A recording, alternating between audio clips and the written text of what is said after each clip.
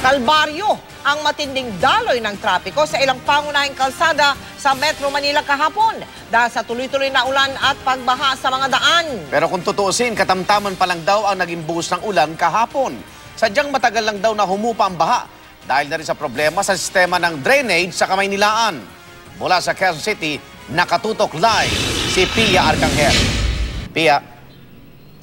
Mel, Igan, katamtamang buhos ng ulan pa rin o moderate rainfall ang inaasahan ng Pag-asa sa mga susunod na araw hanggang Biyernes. Kaya naman daw, importante pa rin ang maging maalam at laging makibalita para mapaghandaan ang iba pang mga pag-ulan at posibleng pagbaha.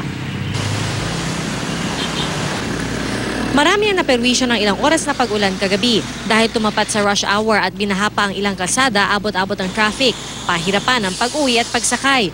Ayon sa Pag-asa, umabot sa 13 millimeters ang dami ng buhos ng ulan sa Quezon City mula alas 5 ng hapon hanggang alas 8 ng gabi. 19 millimeters naman sa Maynila at mas marami sa Pasay na umabot sa 50 millimeters ang amount of rainfall kagabi. Light rains lang daw ito kung tutuusin pero tumagal pa rin ng humigit kumulang 3 oras. Ayon sa Pag-asa, ang mga pag-ulan ay bunsod ng hanging habagat na pinapaigting ng bagyong Emong na lalo pang lumakas. Apektado ng habagat ang ilang bahagi ng Visayas at Southern Luzon. Ang magiging talaga epekto lang nito yung enhancement ng habagat. Ngayon na medyo tinatanong gaano kalakas yung rainfall na inaasahan natin. So wala naman kami nakitang malalakas talaga. In some areas, merong mga occasional heavy. Pero maliliit na bahagi lang yung mga heavy rains na yan. Almost all ay nasa moderate lang.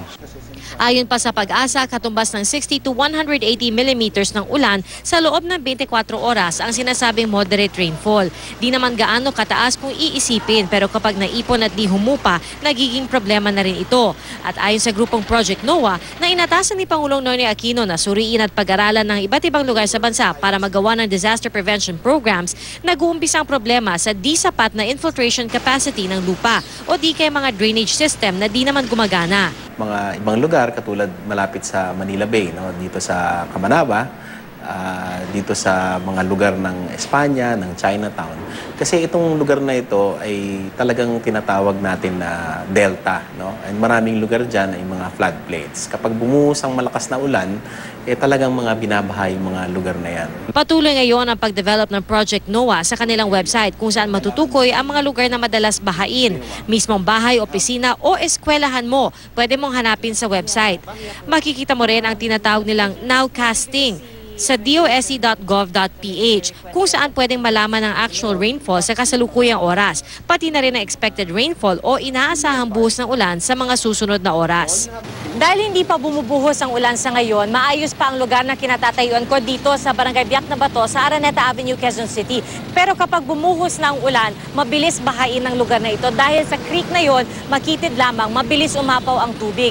Ito na yung tinatawag nilang urban flooding. Sa monitoring naman ng Pag-asa sa mga dams, karamihan sa mga ito ay malayo pa sa kanilang mga spilling level. Paalala ngayon ng mga otoridad, laging maghanda at maging maalam. Ito na ang pinakamabisang paraan kasi para makaiwas sa sakuna ngayong tag-ulan. Samantala sa mga sandaling ito ay hindi pa naman bumubuhos ang ulan pero unti-unti nang lumalakas ang hangin at gaya nga ng sinabi ng Pag-asa pati na rin ang mga taga-Project NOAA, importante ng mapaghandaan ang ganitong klaseng mga sitwasyon. Igan?